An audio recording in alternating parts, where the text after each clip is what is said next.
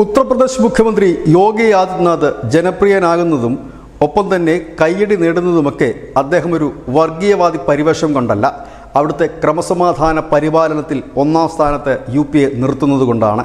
എങ്ങനെയാണ് അത് സംഭവിക്കുക എന്ന് ചോദിച്ചാൽ, ഇവിടുത്തെ മാധ്യമങ്ങൾ പറയുന്നത് പോലെ വൺ സൈഡായി ഒരു മതവിഭാഗത്തെ തകർത്തും കൊന്നൊടുക്കുകയുമല്ല ക്രമസമാധാന നില അദ്ദേഹം സംരക്ഷിക്കുന്നത്. പകരം എല്ലാവരെയും തുല്യരായി കണ്ടുകൊണ്ട് നിയമവിരുദ്ധമായ പ്രവർത്തനങ്ങൾക്ക് കർശനമായി തടയിട്ടുകൊണ്ടാണ്. കഴിഞ്ഞ ദിവസം രാമനവമി ഘോഷയാത്ര UPയിൽ ചെറിയ ചെറിയ ഗ്രാമാന്തരങ്ങളിൽ പോലും വളരെ വലിയ രീതിയിൽ തന്നെ ആഘോഷിക്കപ്പെട്ടു. ഈ ഒരു സമയത്ത് തന്നെ ഉത്തർപ്രദേശിലെ പ്രയാഗ്രാജിന് സമീപമുള്ള ഗസിയിൽ മിയാൻ കി ദർഗ എന്ന് പറയുന്ന ഒരു മുസ്ലിം ആരാധനാലയത്തിൻ്റെ കവാടത്തിൻ്റെ മുകടത്തിൽ കയറി കാവ്യ പതാക വീശി.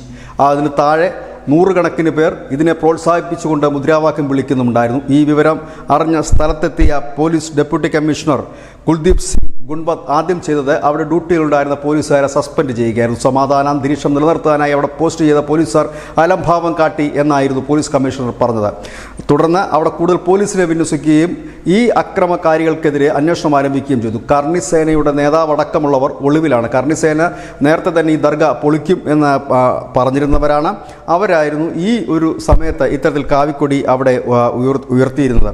ഏതായാലും ഹിന്ദുക്കളും മുസ്ലിങ്ങളും ഛാർദ യിൽ പങ്കെടുക്കാനൊക്കെ എത്തുന്ന ഒരു ദർഗ കൂടിയാണ് ഇത്. ഏതായാലും കൃത്യമായി തന്നെ ഈ സംസ്ഥാനത്ത് കുറ്റം ചെയ്തത് ഹിന്ദു ആയാലും മുസ്ലിം ആയാലും ഒക്കെ തന്നെ കർശനമായ ഒരു നടപടികളാണ് യോഗി സർക്കാർ നാളിതുവരെ ചെയ്തിരുന്നത്. അതുകൊണ്ട് തന്നെയാണ് ആ ഒരു വിഷയത്തിൽ അവിടെ ആർക്കും ഒരു എതിർപ്പ് ഉയരാത്തത്. ഏതായാലും കർണി സേന നേതാവ് നിലവിൽ ഒളിവിലാണ് എന്നുള്ള വിവരമാണ് പുറത്തു വരുന്നത്. News desk news India Malayalam.